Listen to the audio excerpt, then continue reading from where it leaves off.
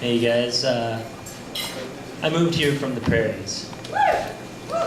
And when I moved here, I had a very romantic notion.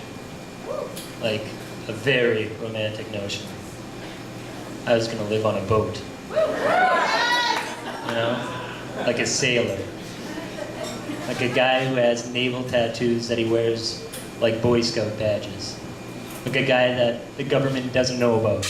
Like a guy that snares seagulls for subsistence. That was going to be me.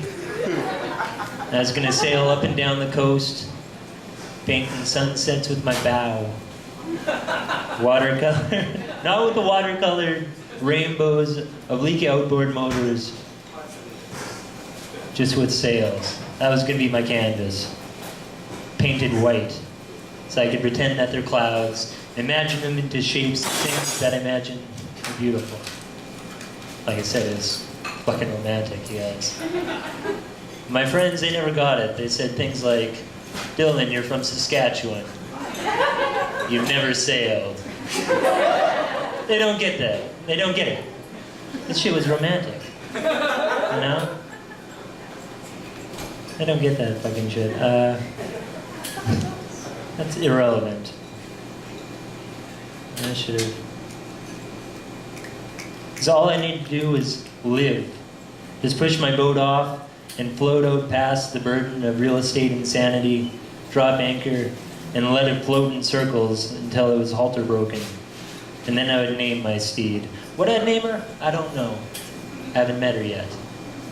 But it'd be beautiful. Her name would be perfect.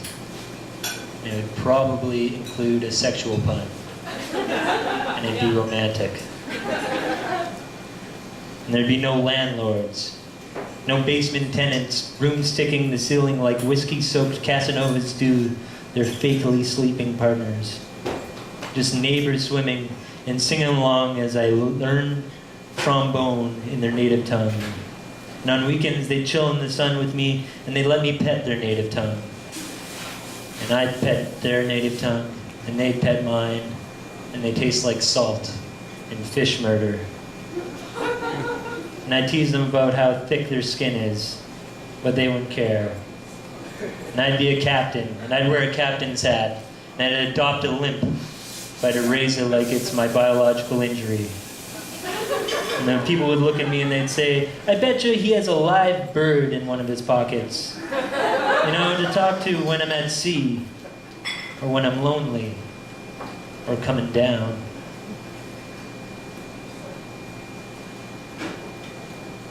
But then I came to realize that living on a boat is kind of like living in a van.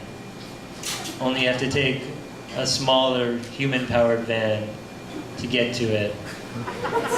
And if it's storming out, it's suicide. So what I'm saying is, I'm thinking about living in a van.